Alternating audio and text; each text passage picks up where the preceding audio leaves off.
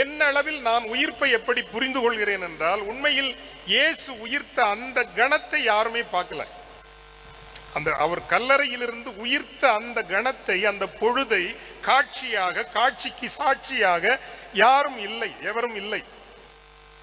வெற்றாக கிடந்த கல்லறையை தான் கண்டார்களே தவிர, அதன் பிறகு உயிர்த்த இயேசுவை சந்தித்தார்களே தவிர, அந்த உயிர்த்த கணத்தை யாரும் பார்க்கவில்லை.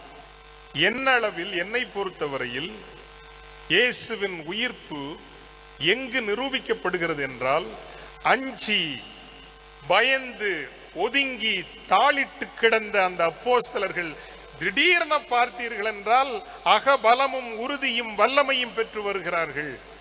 சிலுவையில் அறையுண்ட மெசியாவை நாங்கள் அறிவிக்கிறோம் என்று அறிக்கையிட்டார்கள். அதிகாரத்தில் இருந்தவர்கள் இழுத்து வந்து பிடித்து வந்து அச்சுறுத்திய பொழுது உலகத்தினுடைய சட்டங்களுக்கும் உலகத்தினுடைய அதிகாரங்களுக்கும் சரணடைவதை விட ஆண்டவருடைய சட்டங்களுக்கும் ஆண்டவருடைய கட்டளைகளுக்கும் அடிபணிவதே மேல் என்று சொன்னார்கள். இந்த மாற்றம் எப்படி நிகழ்கிறது? இதற்கு பெயர்தான் வல்லமை பெறுவது, ஆவியின் ஆற்றல் பெறுவது என்பது அக ஆற்றல் பெறுவது.